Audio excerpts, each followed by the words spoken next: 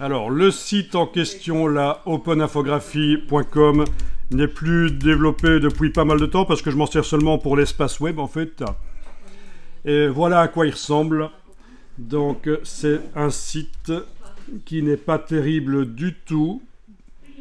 Il est quand même un peu fluide, un peu, mais pour les mobiles, ça ne fonctionnera pas. Il y a des hyperliens. Voilà. Des hyperliens avec des insertions de vidéos YouTube. Voilà.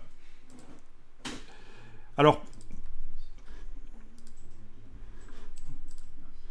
c'était juste en fait ce site, comme c'est indiqué sur la première page ici, un test d'exportation HTML CSS au départ de Adobe InDesign.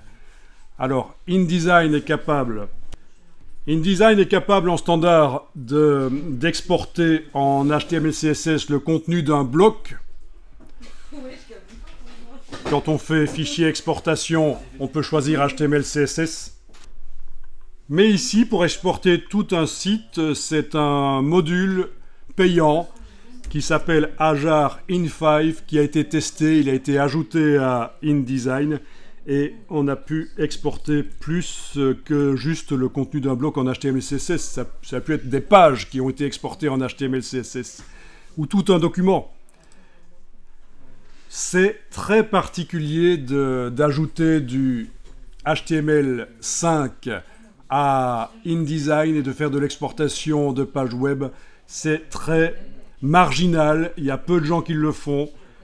Eux, Ajar, ils se sont spécialisés là-dedans, dans la création d'un module d'exportation HTML CSS pour InDesign.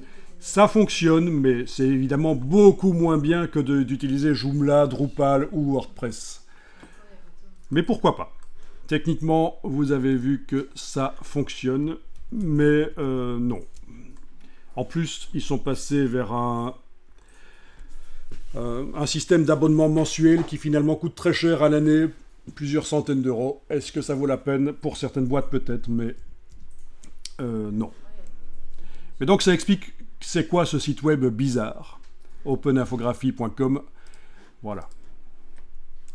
Très obsolète, c'était juste un one-shot, un test.